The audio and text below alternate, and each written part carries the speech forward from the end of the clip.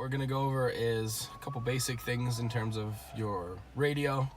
It doesn't have the conventional button system that most users are going to be used to, having the numbers, 1, 2, 3, 4, 5, 6, where you scroll to your desired radio station and then hold that button down to set it. Instead, utilizing the Mazda commander switch, you are going to rotate the dial to the 6th position. It is going to give you a bubble that represents what it is, in this case being the tuner. Selecting that, scrolling to your desired radio station. In this example, we're going to use 106.5. Holding the commander switch down for 3 seconds will add it to your favorites. The beauty with Mazda system is that you don't have to stick to just the FM wavelength.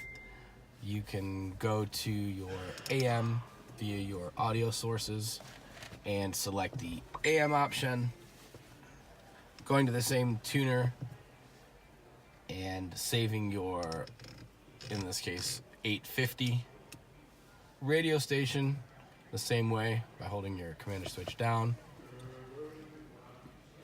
And when your vehicle is equipped with the XM, Mazda allows you to take it one step further.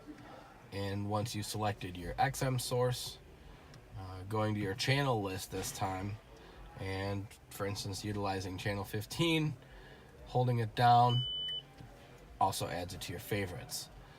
Now you're probably wondering how to get to your favorites because there's no recall numbers. The star is available in any source. Once you select it, automatically pulls up the saved radio stations you've now put in there. In this case, 2 FM options, 1 AM, and an XM.